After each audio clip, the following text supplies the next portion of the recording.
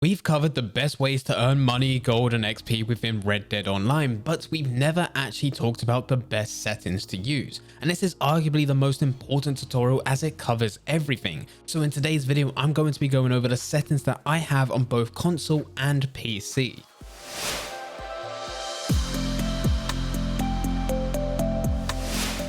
Before I do get into the video, if you enjoy the content here and want to see a bit more from me, then make sure you hit that subscribe button and that notification bell. Every single week we are uploading our latest news and the latest tutorials so that you can get the most out of Red Dead Online.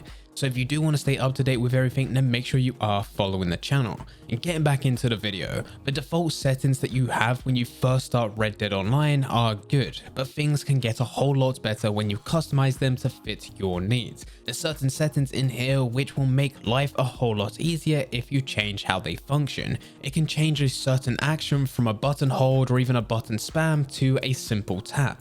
And this will just make you that much more efficient, especially once you get into situations where you start to get griefed or you go into PvP. As I do play Red Dead both on console and also PC, I will be going through the controls that I use for both platforms.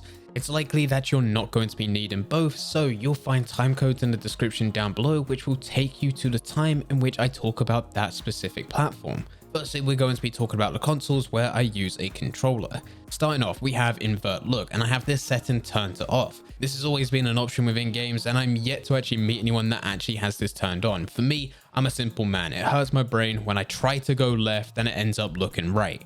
Next setting, vibration. On console, I have this turned on. The only reason I have this on is for collectibles. Your controller will start vibrating once you get close to a collectible, and this just makes it a bit easier for you to pinpoint the exact location. If I was to go into PvP, I actually take the time to turn this off, but I don't really go into PvP too much. The next setting, use cycle camera controls for photo mode. This doesn't really have an effect on me because I don't really use the photo mode that much, so I do have this turned off. We then move on to lock on mode for on foot and also on mount/vehicle, and I have these both set to normal. We will see later once I go over to PC that I do change this up to be free aim. On console, it's just an affordance. It's an affordance on console that everyone else has lock on, so by me changing this to free aim, it just puts me at a disadvantage. There are of course times when I do want to play free aim, and that's when I just go into a hardcore series. I have automatic pin switching turned off, third person controls to standard FPS.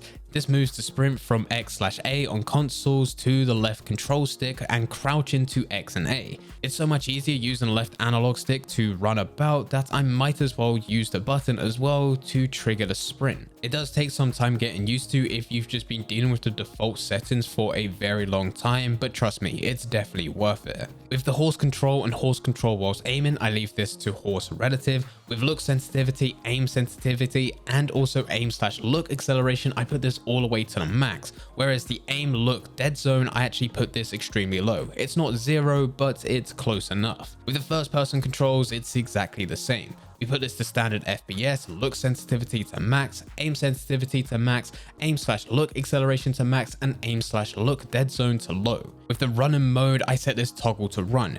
Another setting that makes life a whole lot easier. Rather than you spamming buttons so that you can head into a sprint, you actually just press it once and there you go, your character's off running at their full speed. This is now one less button that you have to continuously press, which saves you a bit more time and efficiency when you quickly get into conflict and you need to pull out a weapon and start shooting. It's just one less thing that you need to worry about. The next setting, we have tap assist, which I set to hold. If someone was to lasso and hogtie you, you can just simply break free by holding it rather than having to spam the button. With the tap to hold delay, I set this to 0, and with the hold to reel for fishing, I have this on. If you have this off, you'll have to use your right stick to actually rotate as you reel in the fish. If you have this on, which is what I do, you can just hold X or square depending which controller you're using, and it will just reel it in automatically. These are the settings that I use for console. You may want to change it up slightly for it to benefit your playstyle, such as sensitivity. Some people like extremely low sensitivity, whereas others, I like it to be fairly high.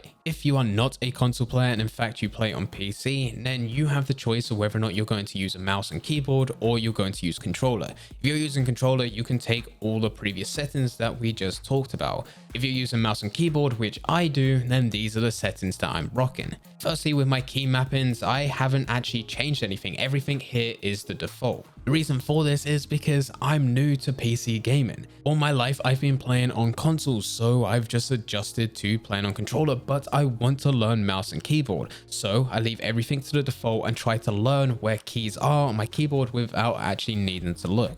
I could go and change them, but these are the default for this game, and it's likely that there's going to be very similar games within the future which have very similar key bindings. So this is just a way in which I'm learning to use mouse and keyboard. With the other settings, this is where I make some adjustments. With invert mouse look, I set this to off, exactly the same as console. Can't understand why people want to aim left and for the game to actually go right. We have automatic pin switching turned off. We have keyboard and mouse horse control to horse relative, keyboard and mouse horse control whilst aiming horse relative as well. And then mouse look sensitivity, I have it all the way to the max, being very high. And this is the same with mouse aim sensitivity being high, mouse look sensitivity being high, and then mouse aim sensitivity also being high. I have tap and hold speed control on foot, mount, and vehicles all set to 1. You can have the settings where you press W to move forward and then have shift to go into a sprint, but I like double tapping W and it going straight into a sprint. That means that I save that extra finger where I don't need to be hovering over the shift key to always be sprinting.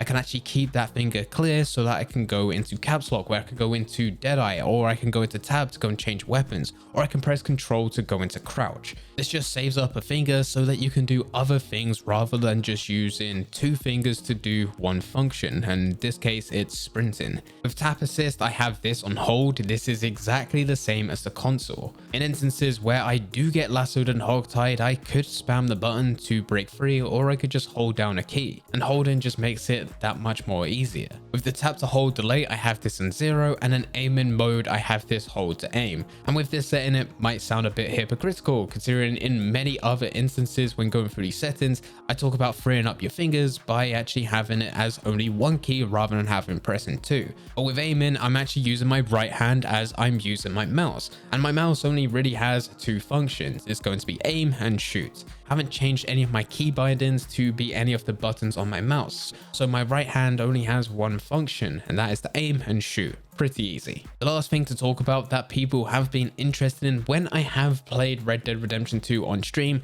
is my graphics. Now on console, you don't really have a say on this, but on PC, you do. I do have an RTX 3090, which does mean I can run games at ultra settings all the time. So you may not be able to do this for yourself. If you're trying to work out the best graphics for you, what I recommend is starting out low and slowly starting to increase the ones that you value most. And eventually and over time, you'll get to that nice sweet spot. With resolution, I'm running at 1440p, my refresh rate is 144, my screen type is full screen, I have VSync turned on, triple buffering turned on, pause game on focus loss off, constrained mouse pointer off, quality preset I set to custom, and that's where I can go into texture quality at ultra, anisotropic filtering at X16, lighting quality ultra, global illumination quality ultra, shadow quality ultra, fast shadow quality ultra, screen space ambient occlusion ultra, reflection quality ultra, mirror quality ultra, water quality high, volumetric quality ultra, particle quality ultra, and DLSS is set to quality. The rest of the settings you can see on screen, which are set to default, apart from I changed motion blur, which was set to 1, and I turned this off. I know people on PC as well also have NVIDIA filters, which you can set up to change the saturation, change the brightness, change the contrast, and I've done none of that. I actually really like the look of Red Dead Redemption 2 that I've already got within my settings, so it doesn't actually make any difference to me to go and change NVIDIA filters. Now these are just the settings that I have on both console with controller and PC when I'm using mouse and keyboard. You don't need to copy these exactly, it's all about finding what's best for you. One thing that I will suggest is that you change those functions that have multiple inputs down to 1. One of the best things for you to change is how you sprint. You can use your left stick and also sprint by spamming A or X depending what platform you're on. Or you can just change it to your left stick, where if you want to sprint, you just press it down but carry on aiming in a direction that you want to go in. This makes life so much easier, and for the first time, if you've been used to this game since the release where you have just been spamming A, Then there's going to be a bit of a learning curve the second you change this setting. You'll go in, you'll try and spam that button, and instead of sprinting, all you do is keep on crouching. After a week or two of playing like this, eventually you'll get used to it and it just makes life a whole lot better. But anyway guys, these are the settings that I use on both PC and console for Red Dead Online. If you do have any questions about anything, then please feel free to leave them in the comment section down below. But anyway guys, I hope you guys did enjoy. If you did enjoy, don't forget to leave a like and subscribe. But for now, I'm going to see ya.